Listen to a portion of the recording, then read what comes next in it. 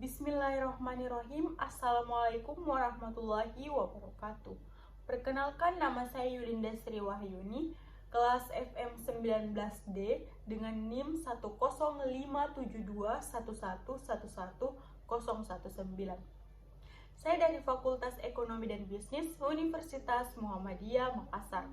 Nah, saya membuat video ini untuk memenuhi tugas final mata kuliah Teknik Analisa Laporan Keuangan, yaitu menganalisis rasio KAMEL. Nah, apa itu KAMEL? KAMEL adalah singkatan dari Capital, Asset, Management, Earning, dan Liquidity. Dengan menggunakan analisis rasio KAMEL, maka akan dapat diperoleh gambaran mengenai baik atau buruknya posisi keuangan di suatu bank. Nah, untuk itu saya akan memaparkan contoh perhitungan dari analisis KAMEL. Untuk perhitungannya sendiri, saya mengambil data atau laporan keuangan PT Bank Rakyat Indonesia Tbk periode tahun 2007 sampai dengan 2011.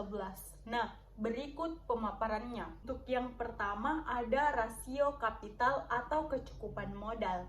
Nah, rasio kinerja ini untuk mengukur kecukupan modal yang dimiliki oleh suatu bank untuk menunjang aktiva yang mengandung atau menghasilkan resiko, misalnya kredit yang diberikan. Cara untuk menghitung rasio kapital yaitu modal sendiri dibagi dengan aktiva tertimbang menurut resiko, kemudian dikali dengan 100%. Nah, dalam pengaplikasian tahun 2007 menghasilkan 15,84%. Kemudian lakukan hal yang sama dari periode tahun 2007 sampai dengan tahun 2011. Dapat ditarik kesimpulan bahwa kapital atau permodalan yang dimiliki PT Bank Rakyat Indonesia Tbk selama periode tahun 2007 sampai tahun 2011 telah memenuhi batas minimal KAR yang telah ditetapkan oleh Bank Indonesia, yaitu sebesar lebih dari 8% dan berada dalam kondisi sehat. Yang kedua, ada rasio aset. Dalam melakukan kualitas aset, jenis rasio yang digunakan adalah rasio KAP.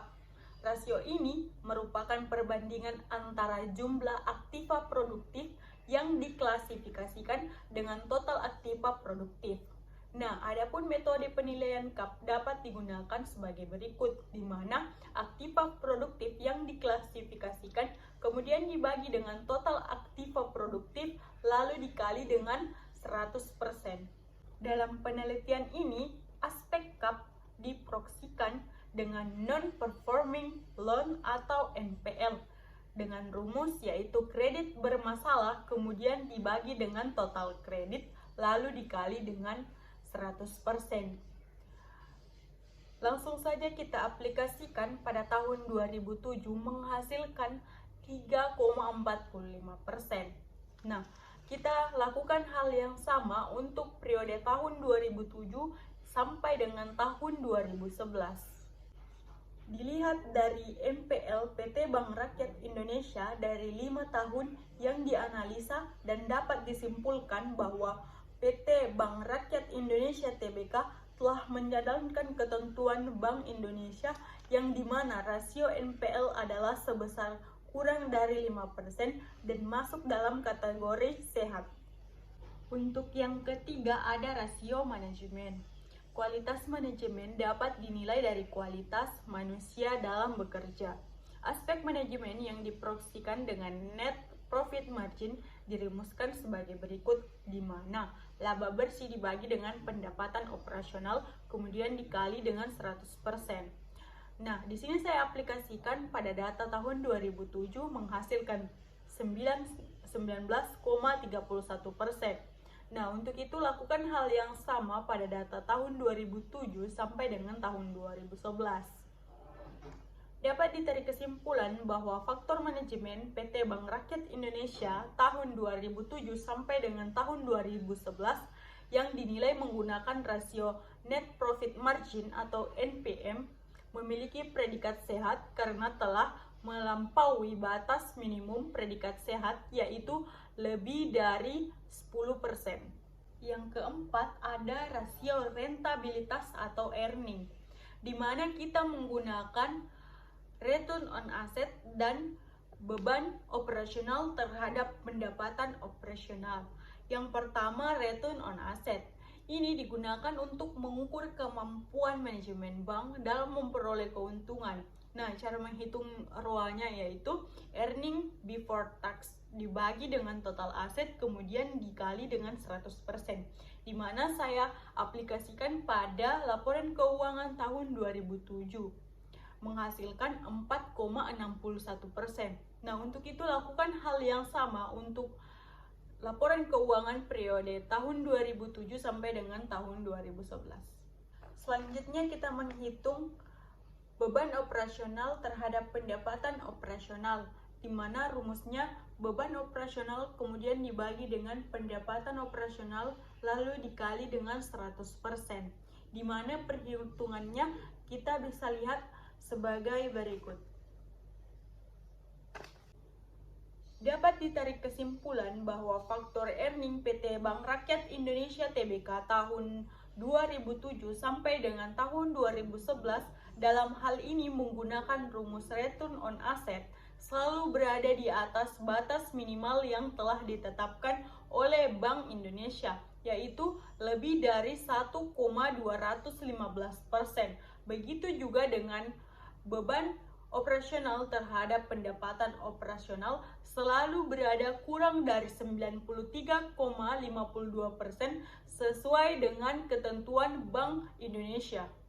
Yang terakhir ada rasio likuiditas. Berdasarkan ketentuan Bank Indonesia, komponen likuiditas bank diukur berdasarkan loan to deposit ratio atau LDR.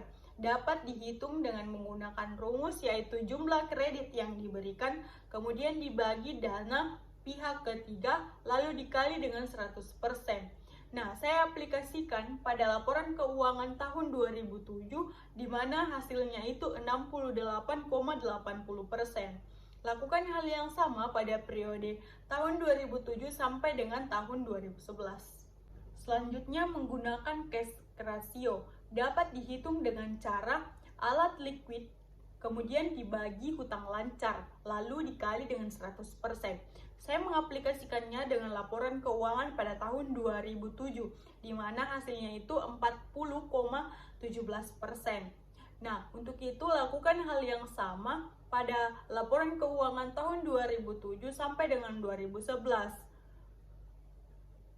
Nah, dapat ditarik kesimpulan bahwa faktor likuiditas PT Bank Rakyat Indonesia Tbk yang dihitung menggunakan rumus LDR menunjukkan LDR tidak mematuhi ketentuan Bank Indonesia karena rasio berada di bawah ketentuan yaitu sebesar 80% sampai dengan 110%, kecuali di tahun 2009.